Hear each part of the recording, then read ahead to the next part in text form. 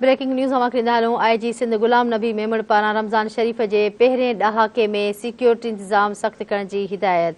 कराची, हैदराबाद, मीरपुर ख़ास, सखर, लाड़काणो ऐं शहीद बेनज़ीराबाद में सिक्योरिटी जा गैर मामूली इंतज़ाम कया वञनि। IG सिंध जो चवणु आहे रेंज ज़ोन्स ऐं ज़िलनि में हिफ़ाज़ती क़दमनि जी निगरानी कई वञे। गुलाम नबी मेमण जे चवण ते रूपोश ऐं इश्तिहारी जाबदारनि जी गिरफ़्तारी तोड़े ॾोहनि ख़िलाफ़ कार्रवायूं तेज़ कई वञनि। IG सिंध जो चवणु हुयो त मस्जिदुनि में स्नैप चेकिंग, गश्त ऐं झड़ती वारो अमल तेज़ कई वञे।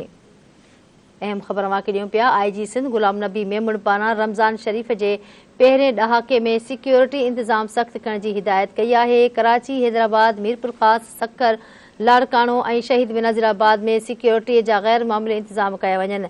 IG सिंध गुलाम नबी मेमण जो चवणु हो त रेंज ज़ोन्स ऐं ज़िलनि में हिफ़ाज़ती क़दमनि जी निगरानी कई वञे। रूपोश ऐं इश्तिहारी जाबदारनि जी गिरफ़्तारी तोड़े ॾोहनि ख़िलाफ़ कार्रवायूं तेज़ कई वञनि। संदसि चवणो त मस्जिद में स्नैप चेकिंग, गश्त ऐं झड़ती वारो अमल तेज़ कई वञे।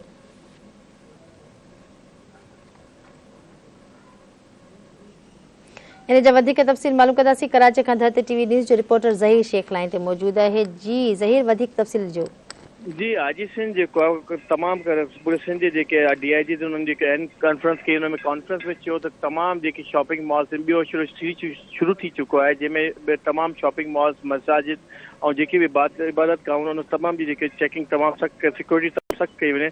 इन सां गॾु इन्हनि चयो त जेके मफ़रूर मुलज़िम आहिनि उन्हनि खे फ़ौरन गिरफ़्तार कयो। इन सां गॾु इन्हनि चयो त पार्क ऐं जेके गाॾियुनि जी पार्किंग आहे उते ट्रैफ़िक जो जेको निज़ाम आहे उनखे बहितर कयो वञे ऐं जेको ट्रैफ़िक जो निज़ाम अहिड़ी तरह ठाहियो वञे, पार्किंग जो निज़ाम अहिड़ी तरह हुजे जो गाॾी जी पार्किंग बि हुजे ऐं कोई बि रोड ब्लॉक न थिए। इन सां गॾु उन तमामु DIG खे पाबंद कयो आहे त हू पंहिंजे मुतालिका एसोसिएशन खे पाबंद कया वञनि त जेके मफ़रूर मुलज़िम आहिनि उनखे जल्द खां जल्द गिरफ़्तार कयो वञे। जी